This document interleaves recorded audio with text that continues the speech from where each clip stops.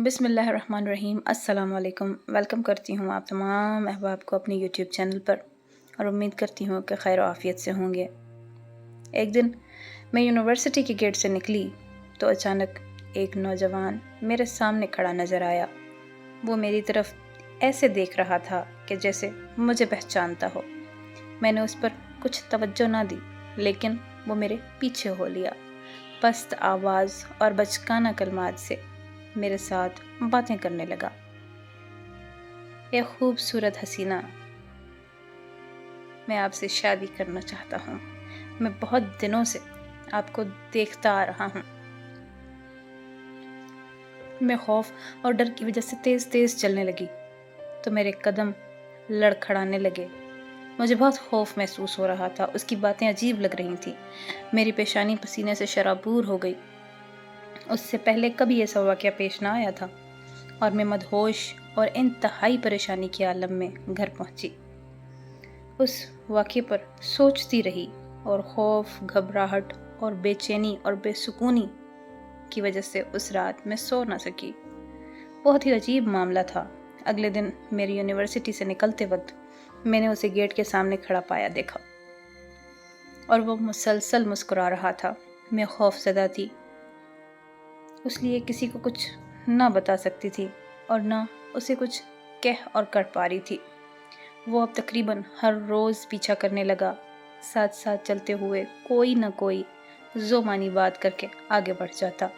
मेरी परेशानी में मज़ीद इजाफ़ा होता जा रहा था। दिन ब दिन मैं और बेचैन होती जा रही थी। एक दिन तो उसने हद कर दी। उसने एक ख़त नुमा लिफ़ाफ़ा करके दरवाज़े के पास फेंक दिया। मैंने उसको उठाने में खौफ महसूस किया, लेकिन डरते डरते उठा ही लिया। मेरे हाथ कँपा रहे थे। मैंने उसे खोला और पढ़ा तो उसमें मोहब्बत भरे कलिमात थे। उस ख़त में जुनून इश्क के दावे थे और मज़ीद जो उसने मुझे तंग किया और परेशान किया था, उसमें उस ख़त ने उसकी माज़रत की हुई थी। बार बार माफ़ी मांगी थी। मैंने कागज़ फाड़ा और फेंक दिया। कुछ देर बाद मेरे मोबाइल फ़ोन की घंटी बजी। मैं एकदम चौंक गई। मैंने डरते डरते कॉल रिसीव की तो अचानक वही नौजवान खूबसूरत कलाम से बोल रहा था, आपने ख़त पढ़ लिया या नहीं? मैंने कहा, अगर तुम नहीं सुधरे और अपनी हरकतों से बाज नहीं आए तो मैं अपने घर वालों को बता दूंगी और नुकसान तुम्हारा होगा। ये कहकर मैंने फ़ोन बंद कर दिया। 1 मिनट बाद दोबारा उसने फ़ोन कर दिया। प्यार जताने लगा कि मेरा मकसद बड़ा नेक है, मैं आपको नुकसान नहीं पहुंचाना चाहता, मैं आपकी इज़्ज़त का मुहाफ़िज़ हूँ, आपसे शादी करना चाहता हूँ। और कहने लगा कि वो बड़ा मालदार है, अनकरीब मेरे लिए वो एक खूबसूरत घर बनाएगा और मेरी तमाम ख्वाहिशात को पूरा करेगा। मज़ीद उसने कहा कि वो इकलौता है, उसके ख़ानदान से कोई बाकी नहीं बचा। अल-मुख्तसिर। और उस पर मेरा दिल नरम पड़ गया। बातचीत करने लगी और बेतकल्लुफ़ी अख्तियार करने लगी। अब मैं हर वक्त उसके फ़ोन की मुंतज़िर रहती। यूनिवर्सिटी से निकलते वक्त उसको तलाश करती कि शायद उसको देख पाऊँ। मेरी आँखें उसको हर वक्त ढूंढती रहती, लेकिन बेसूद। एक दिन यूनिवर्सिटी से निकली तो अचानक वो मेरे सामने था। मैं खुशी से फट पड़ी। मैं उसके दावत देने पर उसके साथ गाड़ी में घूमना शुरू हुई। मैं गाड़ी में बैठकर मैं उसकी तरफ देखती रहती और वो मेरी तरफ देखता रहता। मैं उस नौजवान के बेहद प्यार में गिरफ्तार हो चुकी थी और उसकी दीवानी हो चुकी थी।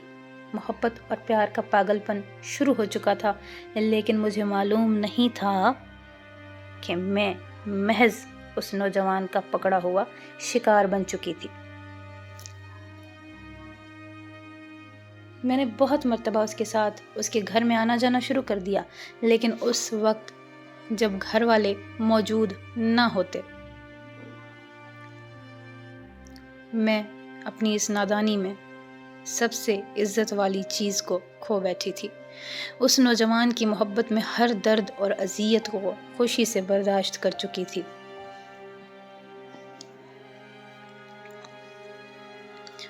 جب جذبات کچھ ٹھنڈے پڑے تو میں پاگلوں کی طرح اپنے کپڑوں کی جانب بڑھی۔ مجھے اس وقت شدید شرمندگی اور پچھتاوا ہو رہا تھا۔ میں نے روتے ہوئے اس سے گلہ کیا کہ تو نے یہ میرے ساتھ کیا کیا؟ تو اس نے کہا کہ تم ڈرو نہیں، تم تو میری بیوی ہو۔ میں نے پوچھا اور میں تمہاری بیوی کیسے ہوں؟ تم نے میرے ساتھ نکاح نہیں کیا۔ اس نے کہا میں عنقریب تم سے نکاح کر لوں گا۔ تم ڈرو مت، پریشان مت ہو، میں ہوں نا۔ میں بے بسی محسوس کر رہی تھی۔ میں لڑکھڑاتی ہوئی اپنے گھر پہنچی۔ میری پنڈلیاں میرا بوجھ اٹھا نہیں رہی تھی۔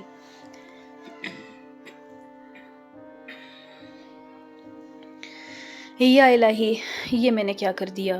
کیا میں پاگل ہو گئی ہوں؟ مجھ پہ کیا مصیبت پڑی کہ اس نوجوان کے ہاتھوں، کیا مصیبت آن پڑی مجھ پہ کہ میں نے اس نوجوان کے ہاتھوں اپنی عزت خود ہی لٹوا بیٹھی۔ میں روتی اور کڑوے اشک پیتی۔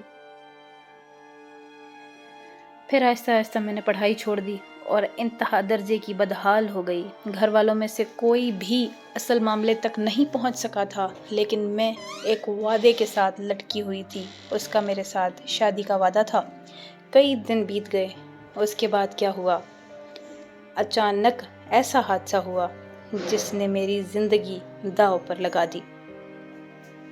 1 ماہ بعد میرے موبائل کی گھنٹی بجی۔ میرے موبائل پر فون کال آئی۔ ہاں، یہ اسی کا نمبر تھا۔ میں نے جھٹ سے کال ریسیو کی تو دور سے اس کی آواز آئی۔ مجھے کچھ دور سے آتی ہوئی اس کی آواز محسوس ہوئی، مانا کہ جیسے وہ مجھے کہہ رہا تھا کہ ایک اہم کام کے لیے مجھے تم سے ملنا ہے، میں تم سے ملنا چاہتا ہوں۔ میں خوش ہو گئی، اور اہم کام کا مطلب تو شادی کے امور کو ہی انجام دینا ہوگا۔ میں اس کی بتائی گئی جگہ پر پہنچ گئی، جہاں وہ اپنی گاڑی میں موجود میرا انتظار کر رہا تھا۔ میں اس کے ساتھ ہی گاڑی میں بیٹھ گئی۔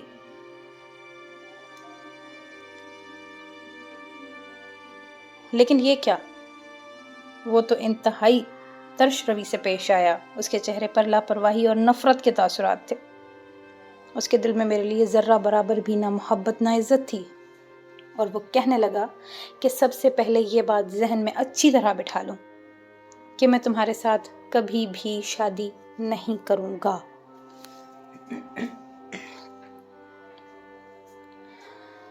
اور ایک شیطانی مسکراہٹ کے ساتھ کہتا ہے کہ میرے نزدیک تمہاری حیثیت، تمہاری ویلیو ایک طوائف سے زیادہ کچھ نہیں ہے۔ ہاں، اگر تم چاہو تو ہم بغیر کسی قید کے اکٹھے رہیں گے۔ تمہارے بحیثیت طوائف میں تمام حقوق پورے کروں گا۔ میں نے لاشعوری طور پر ہاتھ اٹھا دیا اور اس کے چہرے پر ایک زوردار تھپڑ رسید کیا۔ میں نے تقریباً چلاتے ہوئے کہا کہ میں سمجھتی تھی کہ تم اپنی غلطی کی اصلاح کرو گے، اس لیے تم نے مجھے یہاں بلایا، لیکن تم ایک انتہائی کمینے اور غلیظ انسان ہو۔ اس کے ساتھ ہی میں اس کی گاڑی سے نیچے اتر آئی اور میں بہت زیادہ رونے لگی۔ میرے آنسو بے اختیار نکلنے لگے۔ اس نے شیشے میں سے سر باہر نکال کر آواز دی، بولا، تھوڑی دیر مہربانی فرما کر رکیں، میرے پاس تمہارے لیے ایک عمدہ گفٹ ہے، اپنا تحفہ تو لیتی جائیں۔ تو میں نے پیچھے مڑ کر دیکھا تو اس کے ہاتھ میں ایک CD تھی۔ وہ اسے بے باکانہ اپنی انگلیوں کے کناروں سے اٹھائے ہوئے اور تکبرانہ الفاظ اور شیطانی مسکراہٹ سے کہہ رہا تھا کہ میں عنقریب اس CD کے ذریعے تجھے توڑ پھوڑ کر رکھ دوں گا۔ میں نے انتہائی خوف زدہ ہو کر اور کپ کپاتے جسم کے ساتھ اس سے سوال کیا،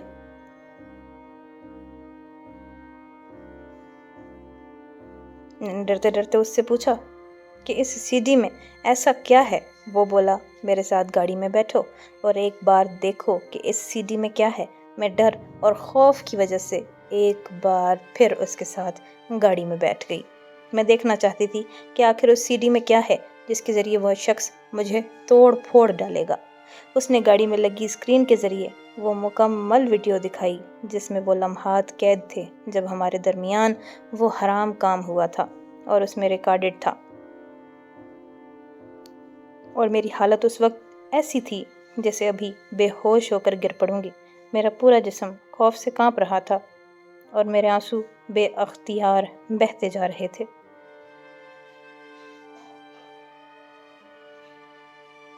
لیکن میں نے ہمت کر کے اس سے صرف اتنا کہا کہ او بزدل، تو نے یہ کیا کیا؟ تو نے میرے ساتھ ایسا کیوں کیا؟ او گھٹیا انسان، کاش تم میرا ساتھ ایسا نہ کرتے، میری عزت کو تار تار نہ کرتے۔ اس نے کہا وہاں خفیہ کیمرے نصب تھے جو ہر حرکت اور پست آواز کو ریکارڈ کر رہے تھے۔ اب تم میری غلام بن کر رہو گی، جیسا میں کہوں گا ویسا کرو گی۔ اور ایک بار پھر اس ظالم شخص نے گاڑی کے اندر ہی میری عزت اور عصمت کو تار تار کیا۔ میں رونے اور چلانے لگی، لیکن اب اس کا کوئی فائدہ نہیں تھا۔ میرے رونے اور چلانے سے کچھ بھی نہیں ہونے والا تھا۔ میں لٹی پٹی عزت کے ساتھ گھر واپس آ گئی۔ میں بے بس ہو چکی تھی مکمل طور پر۔ یہ صرف اب میرا معاملہ نہ تھا، میرے گھر والوں بلکہ پورے خاندان کی عزت داؤ پر لگ چکی تھی۔ اور اب میں اس شخص کے ہاتھ میں قیدی بن چکی تھی۔ وہ مجھے ایک آدمی سے دوسرے کی طرف منتقل کرتا رہتا اور رقم بٹورتا۔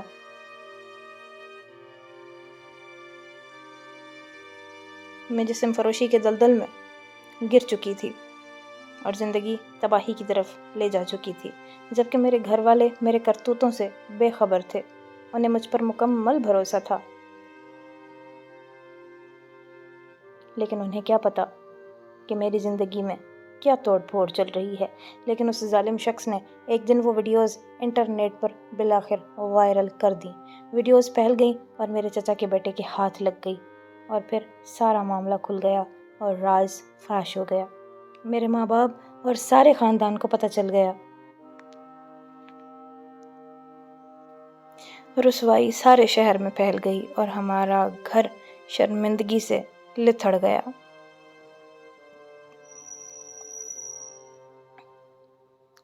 میں خوف زدہ ہو کر اپنی جان بچانے کے لیے بھاگ کھڑی ہوئی اور اسی ظالم کے ہاتھوں مزید برباد ہونے کے لیے پہنچ گئی، کیونکہ اس کے سوا اب میرا کوئی ٹھکانہ نہ تھا۔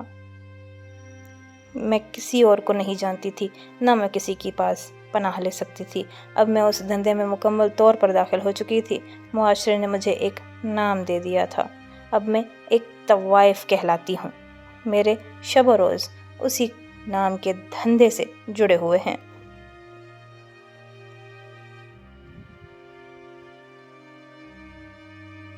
اسی دوران مجھے یہ بھی معلوم ہوا کہ میرے والدین اور بہنیں دوسرے شہر نقل مکانی کر گئے ہیں، لیکن رسوائی بھی ان کے ساتھ ساتھ پیچھے چلتی رہی اور میں ذلت میں ڈوبی بدکار عورتوں کے درمیان رہنے لگی۔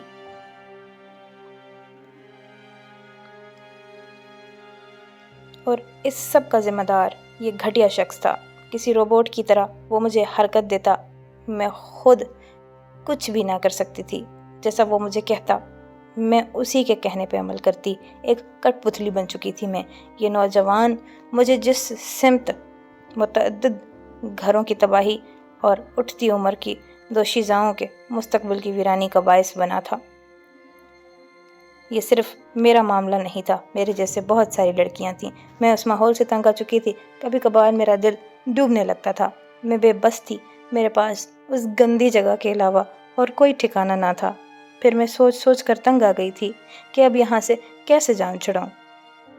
آخر میں یہاں سے کب جان چھوٹے گی میری اور یہاں سے کہیں دور چلی جاؤں گی۔ میں تھک چکی تھی، میں بہت پریشان تھی۔ پھر میں نے ایک حتمی فیصلہ کر لیا۔ اس کے ساتھ ہی میں مطمئن ہو گئی، جیسے اندر ہی اندر سکون محسوس ہونے لگا، جیسے مجھے ایک راہ فرار دکھی۔ اب میرا مکمل انتقام لینے کا ارادہ تھا۔ اگلی ہی رات وہ میرے جسم کے ساتھ بھیانک کھیل کھیلنے کے لیے آیا تھا، اور وہ نشے سے دھت تھا۔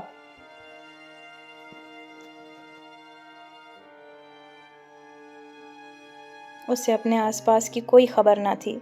मैंने मौका गनीमत जाना और उसको छुर्रा घोंप दिया। वो पहले ही वार में ख़त्म हो गया। उसकी रूह परवास कर गई। मैंने इंसानी सूरत में एक शैतान को कत्ल कर दिया था। मैंने अपना इंतकाम ले लिया। मज़ीद मासूम लड़कियों को उसकी बुराइयों और चुंगल से बचा लिया था। मेरा अंजाम ये हुआ कि मुझे गिरफ्तार कर लिया गया। अब मैं पाबंद सलासल और सलाखों के पीछे हूँ। उम्र कैद की सज़ा मुकम्मल होने में चंद साल बाकी हैं, लेकिन मेरी ज़िंदगी तो तबाह हो चुकी ना। मैं ज़िल्लत और महरूमी के घूंट पी रही हूँ। अपने फ़ेल बद और अपनी ज़िंदगी पर सख्त शर्मिंदा हूँ। काश वो लम्हा मेरी ज़िंदगी में आया ही ना होता जिसमें सरासर मेरा अपना ही कसूर हो।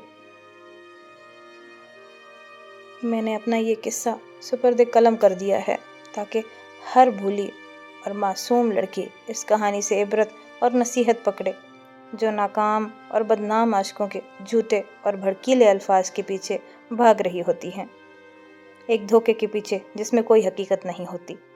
आपको अगर मेरी ये वीडियो पसंद आई है तो प्लीज़ मेरी वीडियो को ज़्यादा से ज़्यादा लोगों के साथ शेयर करें और मेरे चैनल को सब्सक्राइब करें। अल्लाह हाफ़िज़।